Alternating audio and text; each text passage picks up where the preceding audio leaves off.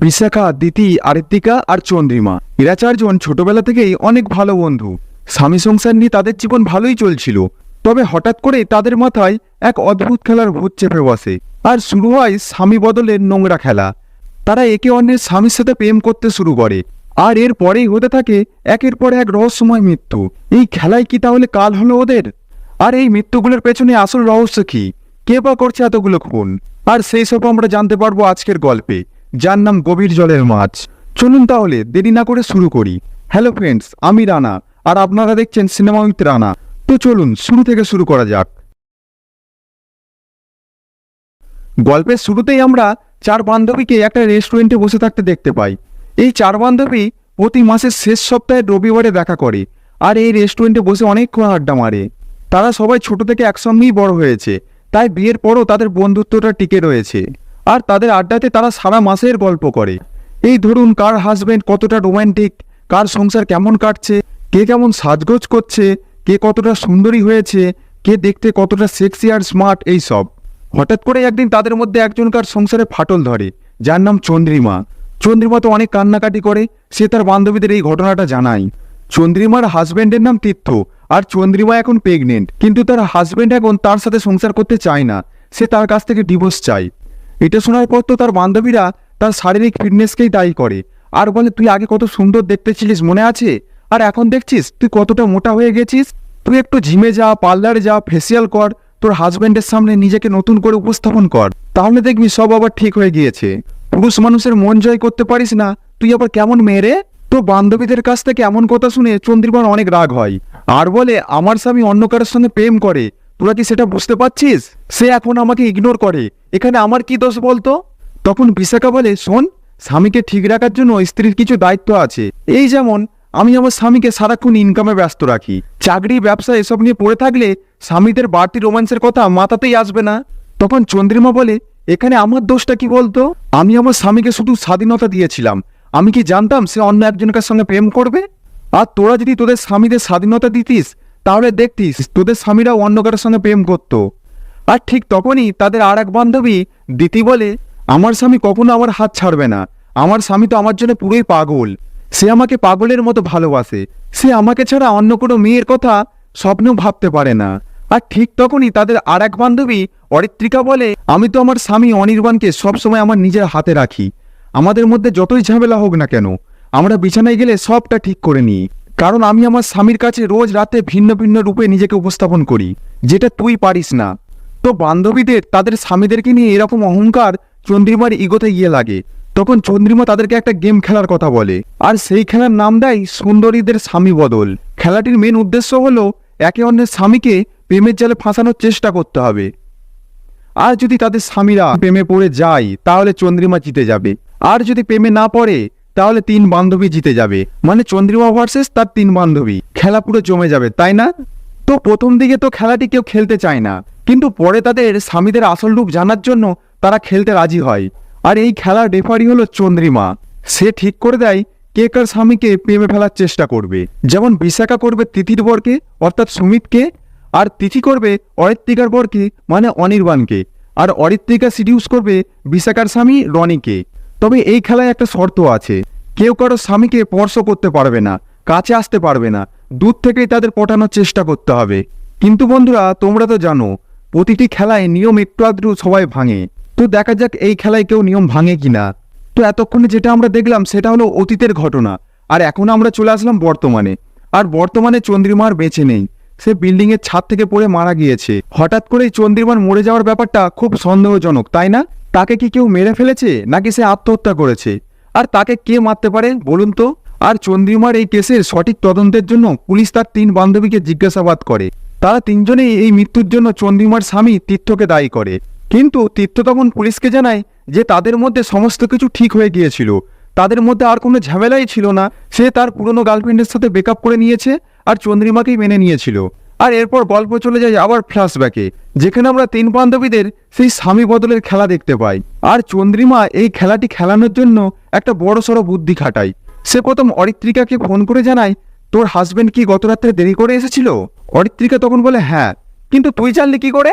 তখন চন্দ্রিমা বলে, হয়তো তিথি তোর হাজবেন্ডের সাথে খেলা শুরু করে দিয়েছে। আর এই কথা শুনে অরিত্রিকার তো হিংসা হয়, আর সে তখন রনিকে ফোন করে আর তার সঙ্গে দেখা করতে বলে। আর চন্দ্রিমা তখন তার দুই বান্ধবীকেও ফোন করে আর সেই একই কথা বলে। এতে তারা অন্য বান্ধবীদের স্বামীকে ফোন করে আর দেখা করতে বলে। কিন্তু আসল ঘটনা হলো চন্দ্রিমা নিজেই তাদের 3 বান্ধবীর স্বামীকে ডেকেছিল রেস্টুরেন্টে ডিনার করার জন্য। আর এই জন্য তাদের 3 বান্ধবীর হাজবেন্ডের বাড়ি ফিরতে দেরি হয়ে গিয়েছিল। কিন্তু এদিকে চন্দ্রিমা তাদের 3 বান্ধবীকে বলেছে তাদের হাজবেন্ডরা অন্য বান্ধবীর সঙ্গে সময় কাটিয়েছে, আর তারাও চন্দ্রিমার কথা বিশ্বাস করে আর ভাবে তারা যদি আমার হাজবেন্ডকে লাইন মারতে পারে তাহলে আমি কেন পারবো না।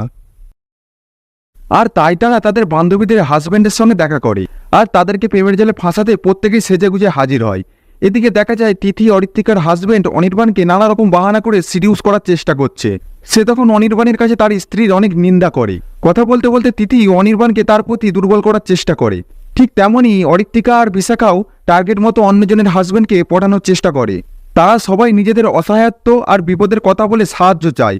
তাদের বিশ্বাস মহিলাদের বিপদের কথা শুনে পুরুষরা ঝাঁপিয়ে পড়বেই, আর এই জন্যই তারা এই দুর্বলতাটাকে কাজে লাগায়। আর এইভাবেই তারা বান্ধবীদের হাজবেন্ডের মনে একটু জায়গা করে নেয়। তাদের ওয়াইফের নামে বদনাম করে তাদেরকে তাদের স্ত্রীর কাছ থেকে দূরে সরাতে চায়। আর এক পর্যায়ে খেলার নিয়ম ভেঙে তারা একে অপরের স্বামীকে স্পর্শ করে ফেলে। এদিকে তাদের এই কথা কেউ অন্য বান্ধবীদের বলে না। তারা প্রত্যেকে মনে মনে ভাবে যে হয়তো আমি একাই এতটা কাছাকাছি এসেছি, অন্য কেউ আসতেই পারেনি, আর অন্য কেউ আমার হাজবেন্ডকে পটাতেও পারিনি। কিন্তু খেলা যে কতদূর এগিয়ে গেছে তা তো কেউ জানে না। অন্যদিকে আবার স্ত্রীর বান্ধবীর কাছে স্ত্রীর বদনাম শুনে সব স্বামীরা তাদের স্ত্রীদের অনেকটা ইগনোর করতে শুরু করে। এবার গল্প চলে আসে আবার বর্তমানে। তারা 3 বান্ধবী আবার সেই রেস্টুরেন্টে যায়।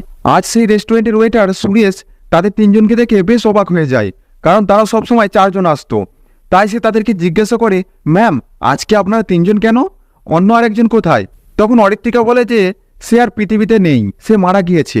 একথা শোনা মাত্রই সুরেশ কান্নায় ভেঙে পড়ে আর সেখান থেকে দৌড়ে বাইরে চলে যায়। আর এটা দেখার পর তো 3 বান্ধবী খুবই অবাক হয়ে যায়। তারা সুরেশের কাছে জানতে চায় যে তুমি এত কাঁদছো কেন, চন্দ্রিমার সাথে তোমার কিসের সম্পর্ক? তখন সুরেশ জানায় যে চন্দ্রিমা মাঝে মাঝেই মাতাল হয়ে রেস্টুরেন্টে সময় কাটাতো, আর এইভাবেই তার সঙ্গে আমার পরিচয়। সে যখন খুব ডিপ্রেশনে থাকতো তখন সে এই রেস্টুরেন্টে আসতো আর আমার সঙ্গে অনেকক্ষণ কথা বলতো। কথাগুলো শুনে 3 বান্ধবী ধারণা করে যে চন্দ্রিমা বড়লোক, তাই সুরেশ হয়তো তাকে পটানোর ধান্দা করছিল। কিন্তু যখন চন্দ্রিমা আর তীর্থর মধ্যে সবকিছু ঠিক হয়ে যায় তখন চন্দ্রিমা সুরেশকে ইগনোর করে। এই জন্যই হয়তো সুরেশ চন্দ্রিমাকে মেরে ফেলেছে, মানে তারা সুরেশকে সন্দেহ করছিল। কিন্তু তারা 3 বান্ধবী আবার সুরেশকে বেশ পছন্দও করতো, কারণ সুরেশ ছেলেটা ছিল দেখতে বেশ হ্যান্ডসাম আর বেশ কিউট। এই কারণে 3 বান্ধবী সুরেশের উপর কিছুটা ক্রাশ খেয়েছিল আর বিভিন্নভাবে সুরেশকে পটানোর চেষ্টাও করেছিল। কিন্তু তাদেরকে রেখে কিনা সুরেশ মোটা চন্দ্রিমার প্রেমে পড়ল, এটা নিয়ে তাদের খুব হিংসে হয়। তখন তারা পুলিশ অফিসারকে ফোন করে আর জানায় যে তারা একজনকে সন্দেহ করছে, হয়তো সেই চন্দ্রিমাকে খুন করেছে। তারা চন্দ্রিমার এই খুন নিয়ে অনেক টেনশনে ছিল, কারণ সব সময় পুলিশ তাদেরকেই ফলো করত, কারণ পুলিশ তাদের 3 জনকে সন্দেহ করত। তাই তারা চাইছিল যা হোক করে সুরেশকে ফাঁসিয়ে দিতে আর এই ঝামেলা থেকে মুক্ত হয়ে যেতে। তাই তারা পুলিশকে ফোন করে আর তাদের সন্দেহের কথা জানায়। তো এরপর গল্প চলে যায় আবারও ফ্ল্যাশব্যাকে। আমরা দেখতে পাই একদিন যখন সুরেশ চন্দ্রিমাকে তার বাড়িতে পৌঁছে দিচ্ছিল তখন চন্দ্রিমা কান্না করতে করতে বলেছিল, আমি সুন্দর হতে চাই, আমি অনেকটা স্মার্ট হতে চাই, কারণ আমার বান্ধবীরা আর হাজবেন্ড আমাকে সবসময় তিরস্কার করে। তখন সুরেশ তাকে শান্ত করে আর এইভাবে চন্দ্রিমার সঙ্গে সুরেশের একটা সুন্দর সম্পর্ক তৈরি হয়। আর তারপর থেকে চন্দ্রিমা সুরেশের কাছে তার মনের কথা শেয়ার করত। এরপর গল্প আবারও বর্তমানে ফিরে আসে।